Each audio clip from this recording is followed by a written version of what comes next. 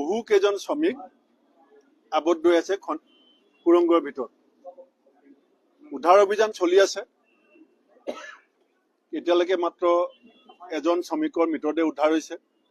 মই তেখেতৰ আত্মাৰ সদ্গতিৰ বাবে ঈশ্বৰৰ ওচৰত প্ৰাৰ্থনা জনাইছো।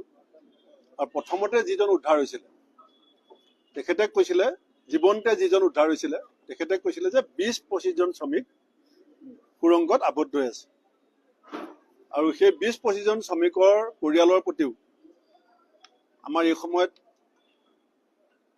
এজন মানুহ হিচাপে আমাৰ যিটো অনুভৱ, সেই অনুভৱেৰে আমি তেখেতসকলৰ কাষত থিয় হোৱাৰ সংকল্প লৈছো।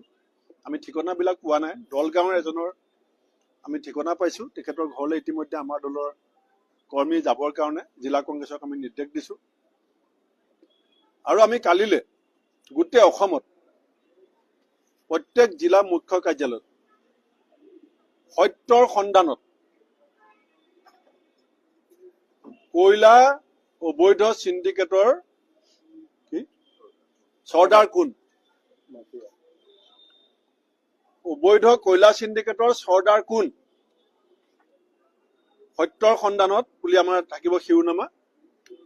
আৰু কয়লাৰ অবৈধ চিণ্ডিকেটৰ চৰ্দাৰ কোন, এই শীৰ্ষক গোটেই জিলাৰ হেডকোৱাৰ্টাৰত অৱস্থান ধৰ্মঘট কাৰ্যসূচী আমি ঘোষণা কৰিছো।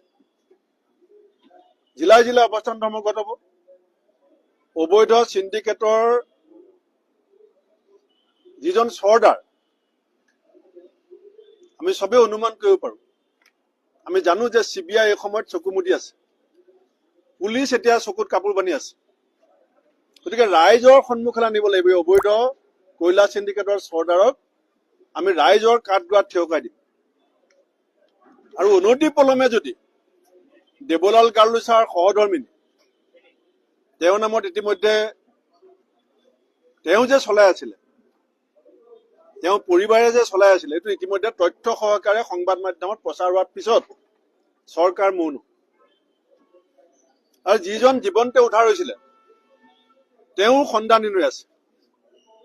যিজনে প্ৰথম উদ্ধাৰ হৈ পেলাই 20-25 জন সুৰংগত আবদ্ধ, তেওঁ সন্ধানহীন হৈ আছে। এইটো বহুত ডাঙৰ কথা। তেওঁ কেনেকে সন্ধানহীন হৈছে? আৰু সুৰংগৰ ভিতৰত সুৰংগ, যিটো বিভিন্ন সংবাদ মাধ্যমত প্ৰচাৰ হৈ আছে। গতিকে এইটো সৰু ঘটনা নহয়, এইটো সৰু সৰু মানুহে কৰা কাম নহয়। ইয়াত বহুত ডাঙৰ ডাঙৰ মানুহ জড়িত আছে। আৰু হিমন্ত বিশ্ব শৰ্মা ডাঙৰীয়াৰ ষ্টেটমেণ্ট আছে যে অসমত চিণ্ডিকেট নাই। তাৰমানে মুখ্যমন্ত্ৰীৰ নিয়ন্ত্ৰণত অসমত আছে নে নাই, নে মুখ্যমন্ত্ৰীৰ নিয়ন্ত্ৰণত চিণ্ডিকেট চলি আছে? দুটা প্ৰশ্ন আহিছে। কাৰণ